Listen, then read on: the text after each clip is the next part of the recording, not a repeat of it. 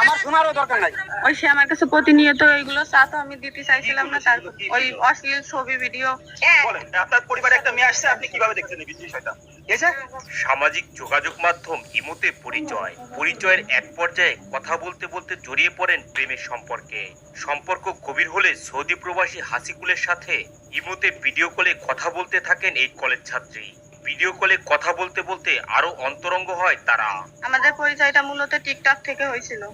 পরবর্তীতে ঘটনাটা কিভাবে? পরবর্তীতে তার সাথে কথা বলতে বলতে আস্তে আস্তে অনেক দিনই সম্পর্ক হয়ে যায়। এক পর্যায়ে হাসিকুলের বিয়ের আশ্বাসে এই তরুণীর সাথে ভিডিও কলে একান্তে সময় কাটান। এই তরুণীকে ফুসলিয়ে গোপন ভিডিও ও ছবি ধারণ করে।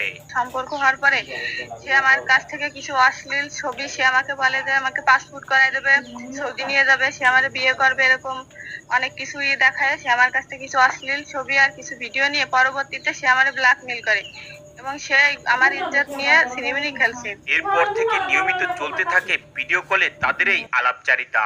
বিয়ের দাবিতে অনশন করা এই তরুণী অভিযোগ করে বলেন, পরবর্তীতে ভিডিও ও ছবি দিতে অস্বীকৃতি জানালে সৌদি প্রবাসী প্রেমিক হাসিকুল তার গোপন ভিডিও ও ছবি আত্মীয় স্বজনদের কাছে পাঠিয়ে তাকে ব্ল্যাকমেল করতে থাকে।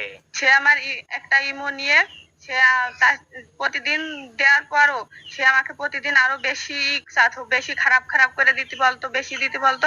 পরে আমি তার থেকে এড়াই যাওয়ার কারণে সে আমার আইডি নিয়ে সবার কাছে এগুলো ভাইরাল করে দেয়।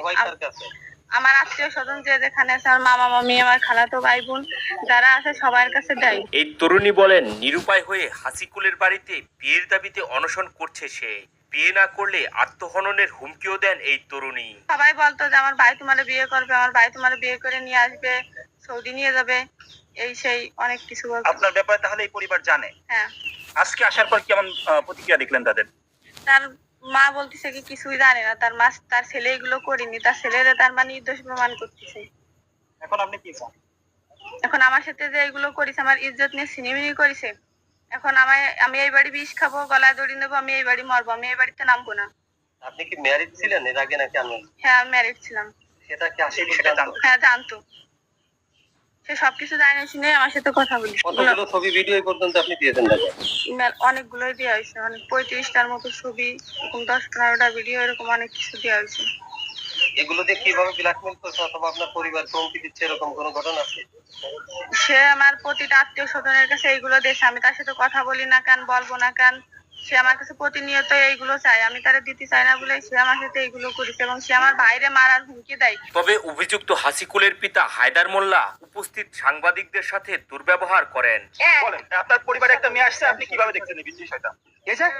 আপনার বাড়িতে একটা মেয়ে এসে উঠছে, আপনি বিষয়টা কিভাবে দেখছেন? আপনারা নিয়ে আইছেন? আমরা নিয়ে আসছি। হ্যাঁ, আপনারা নিয়ে আইছেন। আচ্ছা, আমরা নিয়ে আসলাম। আপনার ছেলে যেগুলো করছে? আমার ছেলে করি নাই।